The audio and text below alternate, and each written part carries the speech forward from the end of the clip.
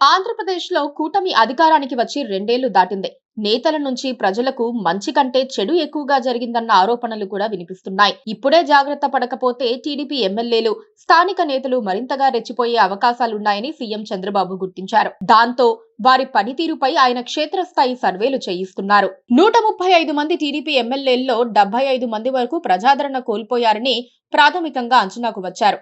అందుకే క్షుణ్ణంగా పరిశీలన జరిపి నిష్పక్షపాత సర్వే చేయాలని ఢిల్లీ నుంచి వచ్చిన బృందాలను ఆదేశించారు. ఈ నెలాఖరుకు సర్వే నివేదికలు అమరావతి చేరతాయి. ఒక వారం ఆలస్యమైనా పర్వాలేదని, ఎక్కడా భేషజాలకు పోకుండా సర్వే నివేదిక ఇవ్వాలని టీడీపీ కేంద్ర కార్యాలయం ఆదేశించినట్లుగా చెబుతున్నారు. జూలై 2వ వారంలో జిల్లాల వారీగా ఎమ్మెల్యేలను పిలిచి మాట్లాడాలని చంద్రబాబు భావిస్తున్నట్లు సమాచారం. దారి తప్పుతున్న వారిని గట్టిగా హెచ్చరించడంతో పాటు పద్ధతి మారకపోతే వచ్చే ఎన్నికల్లో టికెట్ ఉండదని వారికి తెగేసి చెప్పబోతున్నారట. అదే ఇప్పుడు టెన్షన్ కు కారణమవుతోంది. కూటమి ప్రభుత్వం అధికారంలోకి వచ్చి 2 సంవత్సరాలు పూర్తయిన సందర్భంగా సీఎం చంద్రబాబు పాలనపై మరింత దృష్టి సారించారు. ముఖ్యంగా కూటమి ప్రభుత్వంపై క్షేత్రస్థాయిలో ప్రజాభిప్రాయ సేకరణకు ముఖ్యమంత్రి శ్రీకారం చుట్టారు. కూటమి ప్రభుత్వం అందిస్తోన్న అభివృద్ధి, సంక్షేమం కార్యక్రమాలతో పాటు ఉమ్మడి జిల్లాలో మంత్రులు, ఎమ్మెల్యేల పనితీరు ఎలా ఉందని రాజధాని అమరావతి నుంచి వెళ్లిన సర్వే బృందాలు ఊరువాడా తిరుగుతూ ప్రజల నుంచి అభిప్రాయాలు సేకరిస్తున్నట్లు సమాచారం. వీరితో పాటు కార్పొరేషన్ చైర్మన్లు, డైరెక్టర్లు, పార్టీ పదవుల్లో ఉన్న నాయకుల వ్యవహార శైలిపైన సర్వే బృందాలు ఆరా తీస్తున్నాయి.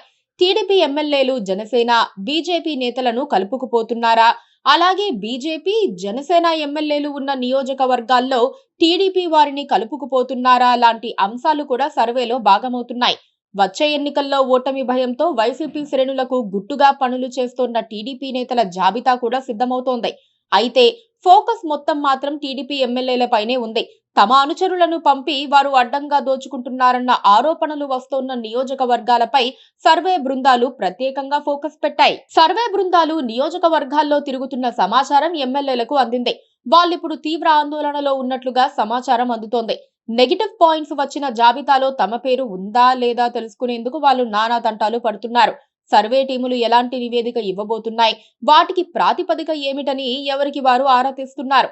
75 మంది వరకు నెత్తిన కత్తి వేలాడుతోందన్న సమాచారం రావటంతో టెన్షన్ పెరుగుతోంది.